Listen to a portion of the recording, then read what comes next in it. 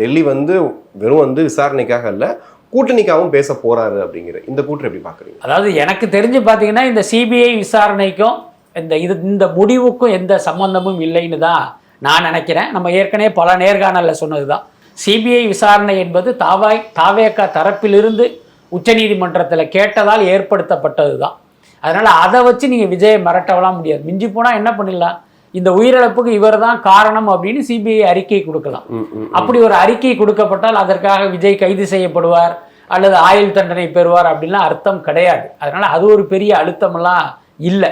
But அதே நேரம் விஜய் இந்த முடிவை எடுத்ததற்கு காரணம் திமுக மீதான கோபம் தான். ஏன்னா ஏற்கனவே அந்த கரூர் விவகாரத்திலே திமுகவுடைய கை இருப்பதாக விஜய் நம்புகிறாரு. அதன் காரணமாக விஜய்க்கு வந்து திமுக மீது ஒரு மிகப்பெரிய கோபம் இருக்குது. எந்த அளவுக்கு அப்படின்னா, திமுகவை ஆட்சியிலிருந்து அகற்றணும், இனி எந்த காலத்திலும் திமுக ஆட்சி அதிகாரத்துக்கு வரக்கூடாதுங்கிற அளவுக்கு விஜய்க்கு வந்து திமுக மேலே கோபம் இருக்குது. அந்த கோபம் சமீப நாட்களாக பல மடங்கு அதிகமாயிடுச்சு. அதுக்கு காரணம் சங்கீதா விவகாரம்.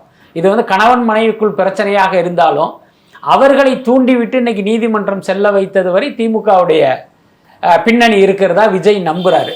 அப்போ தன்னுடைய குடும்ப விஷயத்தையே இவங்க வந்து ஒரு கருவியாக பயன்படுத்தி தன்னை தாக்குறாங்க, தன்னை அழிக்க பார்க்குறாங்கங்கிற அந்த கோபமும் விஜய்க்கு சேர்ந்திருக்கு. இதன் காரணமாகத்தான் அவர் என்டிஏ நோக்கி நகர்கிறார் அப்படின்னு நான் நினைக்கிறேன். மற்றபடி இந்த சிபிஐ விசாரணையில் இவருக்கு அழுத்தம் கொடுத்து மிரட்டி அந்த மாதிரியான விஷயம் நடக்காதுன்னு தான் நான் நினைக்கிறேன். கண்டிப்பாக அதிமுக கூட்டணிக்கு போக முடியாது. அங்கே பாமக இருக்குது, பாஜக இருக்குது. ஆனால் இப்போ பார்த்தீங்கன்னா தாவேகாவே என்டிஏ கூட்டணியை நோக்கி போகிற சூழல் ஏற்படும் போது திருமாவளவன் எப்படி அங்கே வருவார்?